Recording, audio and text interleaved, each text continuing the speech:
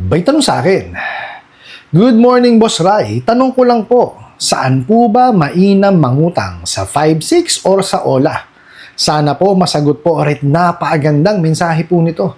Pero bago ho natin sasagutin, imbitahan ko ho muna sana kayo na pakisuportahan po sana ang aking mga social media accounts sa YouTube, Facebook, and TikTok. Dito po sa video natin, alamin natin saan po ba mas mainam manghiram ng pera or mangutang. No? Regardless kung saan pong platform yan, no? Bigyan ho natin ng linaw at gabay, no, para ho meron kayong masundan. Pero bago ho yan, disclaimer po muna. Hindi po ako abogado. Ako po'y maniningil. Lahat po na sinasabi natin sa ating mga video is based on my experience at syempre po sa ating pong pagsasaliksik at pagtatanong sa mga kaibigan po nating abogado. At isa pa po, hindi ko po kinukonsinte ang hindi pagbabayad ng utang dahil ang utang ay responsibilidad at obligasyon na dapat po nating bayaran. Ang hindi po ako pabor ay doon sa maling pamamaraan ng pautang at maling pamamaraan ng paniningil. Sagutin po natin yung pinadala nyo pong katanungan. So, tanong nyo po, saan ba mas mainam, no, mangutang? Sa 5-6 ba o sa OLA? So, unahin muna natin yung 5-6. Well, alam naman po natin na may kasagutan na po ang Supreme Court yan. So, ano yan?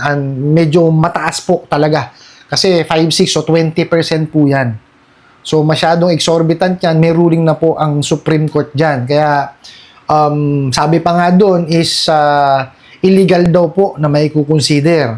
No, pero ang understanding ko po kasi, parang ni-require po yata sila na magpa-register and to lower their interest rate. Ang hindi ko lang po alam is kung sinusunod po nila yon. Pero ang ruling po ng Supreme Court is they are considered illegal kasi nga sa sobrang laki ng kanilang interest rate. 20% eh.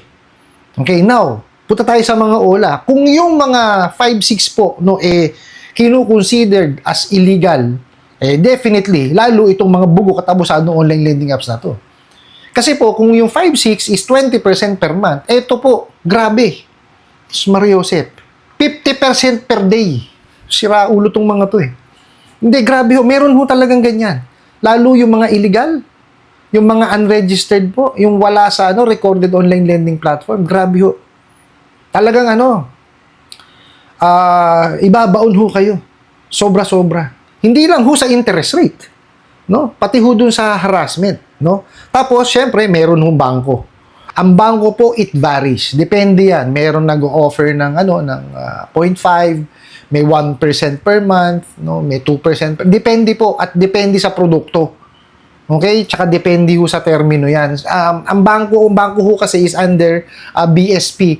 Kaya sila talagang napakahigpit, no? Tapos there are traditional lendings and traditional financing companies. So iba-iba ho kasi kumbaga depende ho sa inyong pangangailangan. Now, ang kailangan po natin kasi i-consider, no, pagka tayo po ay mangungutang, well, unang-una po, syempre, yung credibility po nung kumpanyang hihiraman po ninyo. Okay?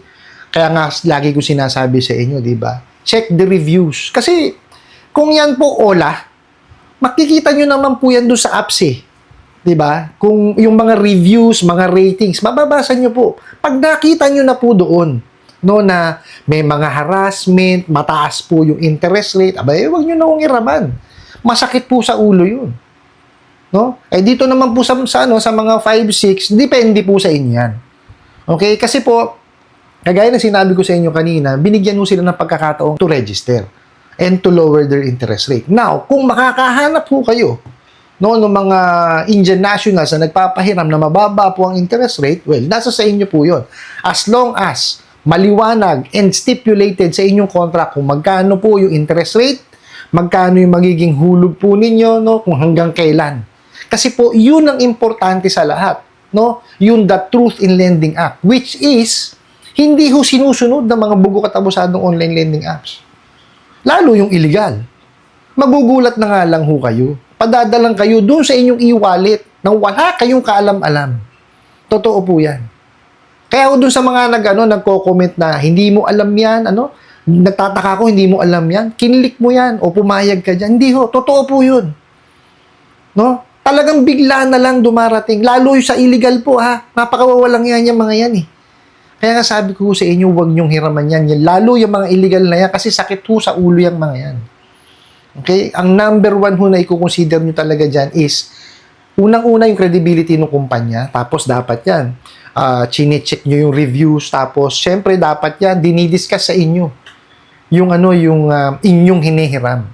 Kasi dapat yan fully disclosed. Okay? Tapos dapat yan nasunod sa interest rate. Mga banks nasunod yan, definitely. No? May mga lending and financing companies po na nasunod po sa interest rate. Ito po, paalala ko ha, yung ceiling on interest rate po is may pagbabago yan by April 1. Okay? Correct nyo po ako kung mali ako, okay? Kasi nabasa ko po yan, no, na may pagbabago. So, from 15% per month, parang gagawin na lang po yatang 12%. Okay? Pero as of this recording, nasusunod pa rin po yung 15% per month. As long as hindi ho yan lalagpas sa 4 na buwan. So, pag sinabi pong hindi lalagpas sa 4 na buwan, ang termino po dapat niyan is from 1 day to 4 months. Pag lumagpas po doon, hindi na ho siya sakop nung ceiling on interest rate.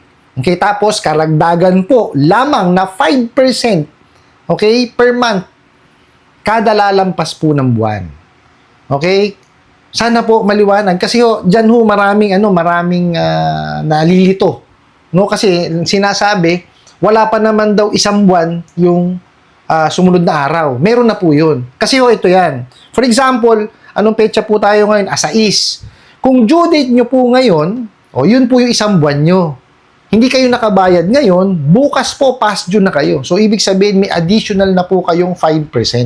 Pero yun po is good for 30 days na naman.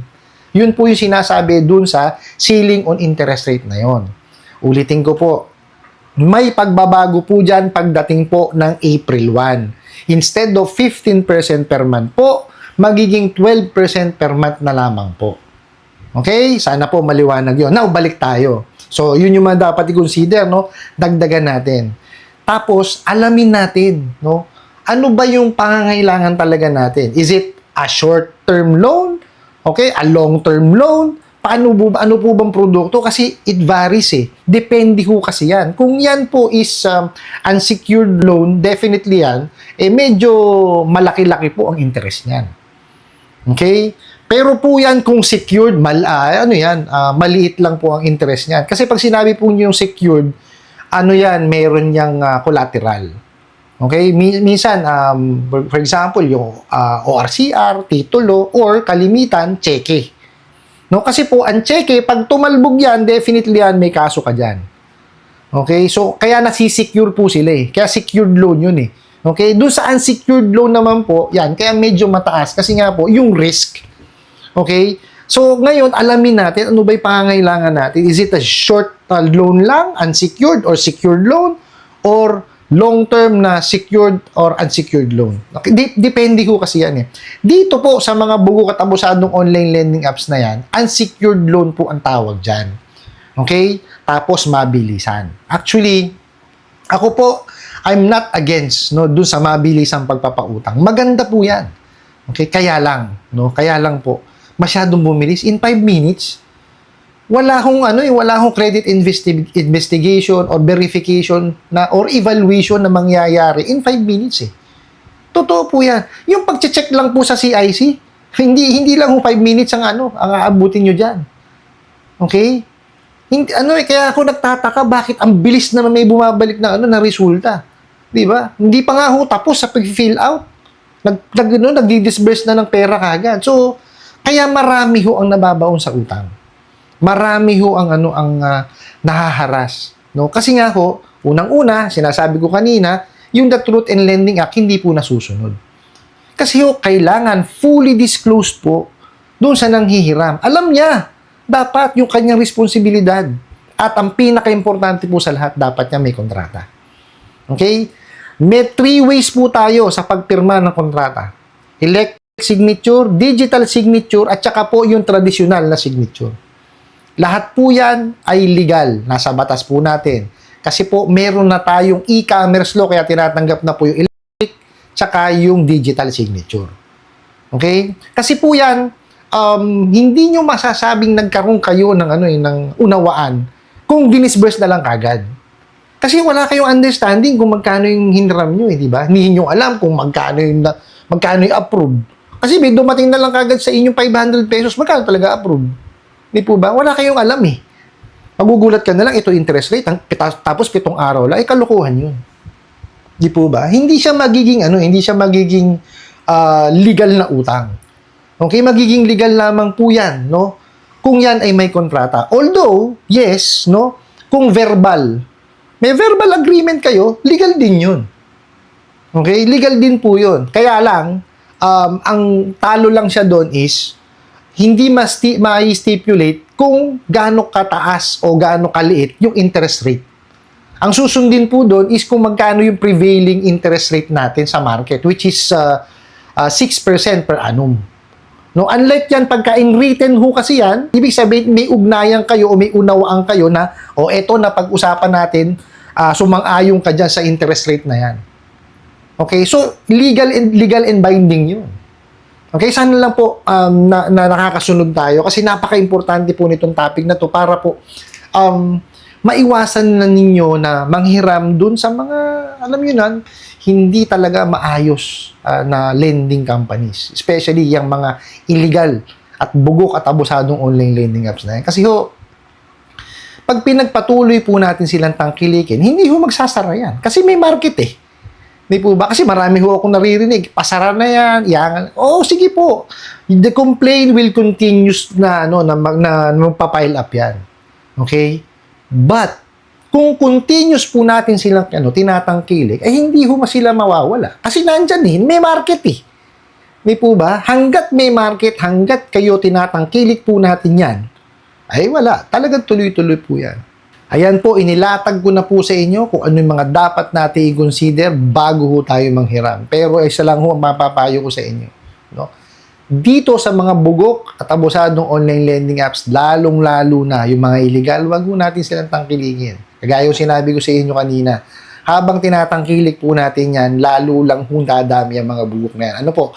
I hope nasagot ko po itong katanungan na to at sana po yung makatulong. Maraming salamat po sa inyong pag-like, pag-share, pag-comment at pagtatanong. And kunin ko na rin po itong opportunity na to na imbitahan po sana kayo. Napakisuportahan po sana ang aking mga social media accounts sa YouTube, Facebook and TikTok. Hanggang sa muli po. Yun lang.